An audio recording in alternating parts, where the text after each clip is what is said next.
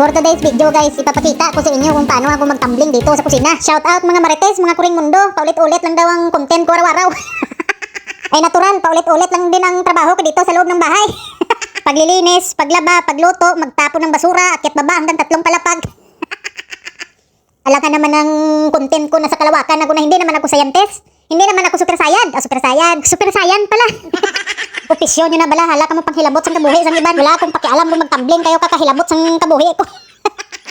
Kahit makarating pa ako sa purgatorio kakagawa ng content, ang mahalaga masaya ako sa buhay ko.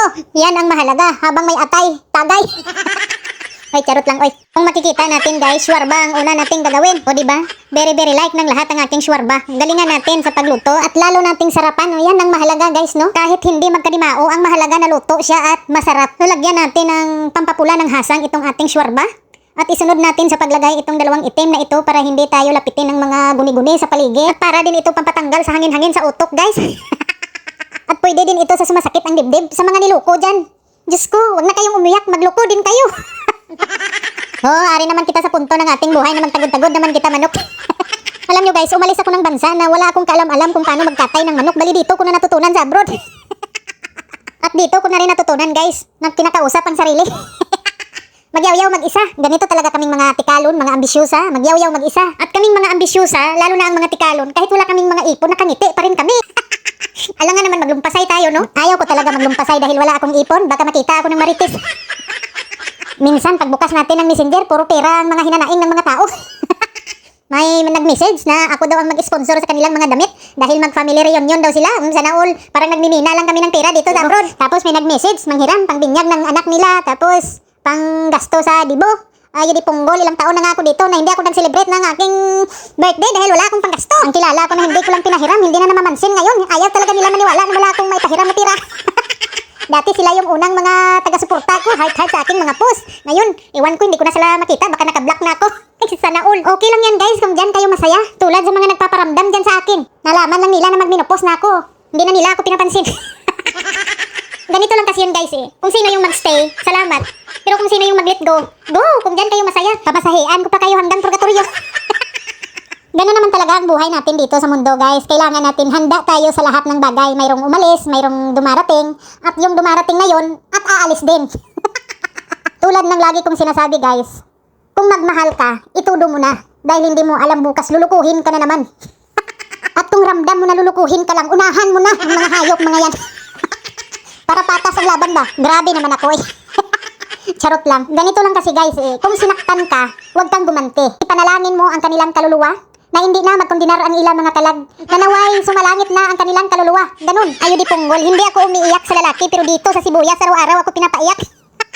So magpatuloy tayo sa ating yaw-yaw guys. Kung paano na ito ang ating niluto, kung saan ako banda, kung anong mga nilalagay ko dito sa aking mga niluluto. Bahala na kung hindi na magkadimao ang aking mga niluluto, kung ano nang pinaglalagay ko dito. Ang mahalaga masarap. Masarap pa natin, lagyan pinupuri ng aking amo. Very excellent daw. Kung makikita natin, nilagyan na naman natin ng itim na yan sa dahon-dahon para yan hindi tayo lapitin ng mga maligno.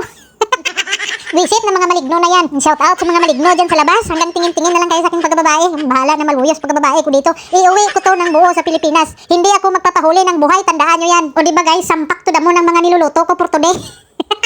So kukuha na naman tayo ng kalaha guys. Sa kawali ito sa Tagalog. Lagyan natin ng mantika at isunod natin sa paglagay itong bawang at sibuyas. So kung makikita natin sabay-sabay ang ating luto left and right.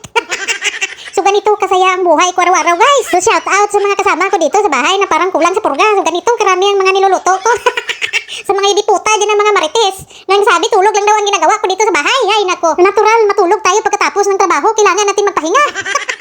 Matrabaho din kaya itong ginagawa ko. Sinasabay ang pagluluto at pagkukontent. Gaya ng lagi kong sinasabi, kahit gaano kahirap ng sitwasyon, dapat kalmado lang tayo. Kahit gaano kahirap ng sitwasyon, gawin nating inspirasyon ng mga ginagawa natin sa araw-araw. At lagi tayong masaya. Mga kuring mundo, kailan pa kayo magsaya kung nandun na kayo sa kabilang buhay? Bawal na magsaya doon. Hindi ka pwedeng mag-cellphone doon, hindi ka pwedeng bumanta doon, hindi ka na pwedeng mag-ingay. Sa langit walang beer doon, sa langit walang sigarilyo, bawal ka kumain doon. Tulog na lang ang gagawin mo. Kaya habang nandito pa tayo sa mundo, gawin na natin yung gusto natin kung anong nagpapasaya sa buhay natin. Huwag yung mangialam sa buhay na may buhay. Mas lalo ka lang dyan ma-stress. Bahala, magsaramihay ko di. Ang mahalaga tikalon. So ganito ang daily routine ko. Sa pagising sa umaga, maligo, kumain. Wala na tayong time mag-ana-ana. Magluto, maglinis, lahat na hanggang magdamag. May mga nagsasabi, buti daw na kaya ko ang trabaho dito. Lalo na itong bahay na to hanggang 3 palapag. Diyos ko, akit baba ko. Parang sumikip na yung pagkababae ko. Anong oras pa lang pero luyas na pagkababae ko.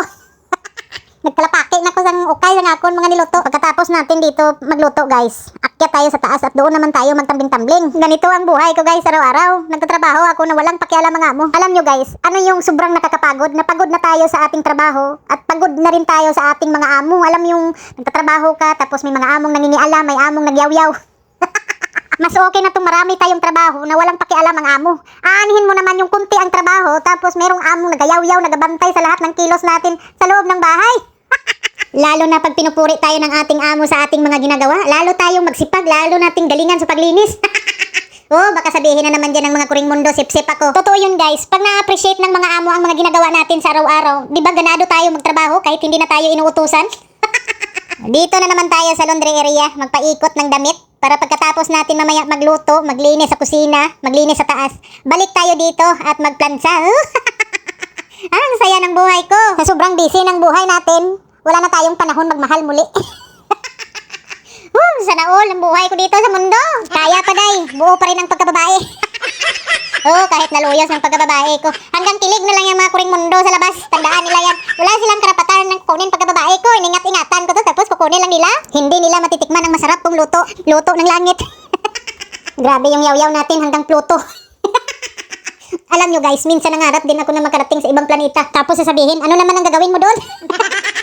Wala lang, gusto ko lang makaiwas sa mga bayarin. May hayop talaga ng mga bayarin na yan. Kailan pa ako lubayan? Bang nagayaw-yaw tayo dito guys, paluto na ang ating mga ginagawa sa buhay para matapos na to ang lahat.